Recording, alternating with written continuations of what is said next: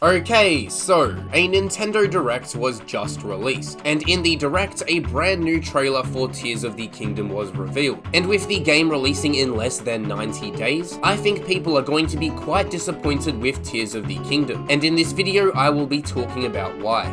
Tears of the Kingdom will disappoint people for multiple reasons, with the first reason being that the Hyrule that we explored in Breath of the Wild is going to be the same Hyrule that we explore in Tears of the Kingdom, and this is going to be awful. Obviously, in Tears of the Kingdom, Hyrule won't be the exact same as it was in Breath of the Wild. We've seen a bunch of floating islands and new locations or buildings in the trailers, but I'd say that Hyrule will be around 80 or 85% the same. Now, what made our first playthrough of Breath of the Wild such an incredible and unforgettable experience was exploring the unknown environment that was Hyrule. Once you got off the Great Plateau and started exploring, you knew nothing about the environment. Every single movement of the left joystick led you to uncharted territory that you knew nothing about, and this sense of exploration and discovery was exhilarating. It's what made the game so hard to put down. Wanting to explore each nook and cranny of Hyrule is what drove most players to keep on playing the game. But with Tears of the Kingdom reusing Breath of the Wild's Hyrule, this sense of wanting to explore the unknown won't exist. Why would I want to run around Hyrule in Tears of the Kingdom when I've already seen nearly everything that there is to see? This previous knowledge of Hyrule will completely destroy any sense of exploration that players have to explore Hyrule, and this will be disappointing.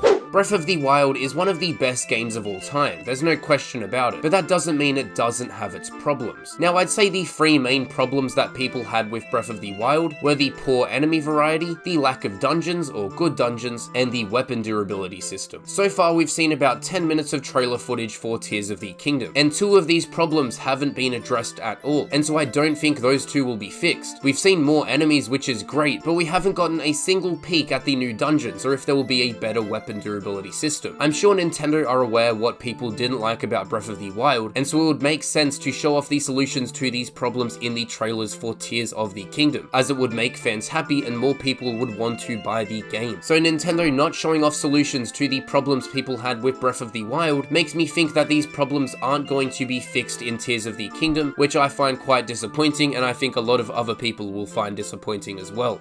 Finally, I just don't think Tears of the Kingdom will be able to live up to the expectations that people have for it. Being the sequel to one of the most critically acclaimed video games of all time, people are expecting Tears of the Kingdom to be just as innovative and as impressive as Breath of the Wild, when it just won't be. The big selling point for Breath of the Wild was this vast open world, overflowing with collectibles, enemies, and beautiful locations. And the big selling point for Tears of the Kingdom is that islands are floating in the sky and that there are vehicles? I think people will be disappointed by the lack of innovation that Tears of the Kingdom brings to the table when compared to Breath of the Wild. And the video's done. Bye.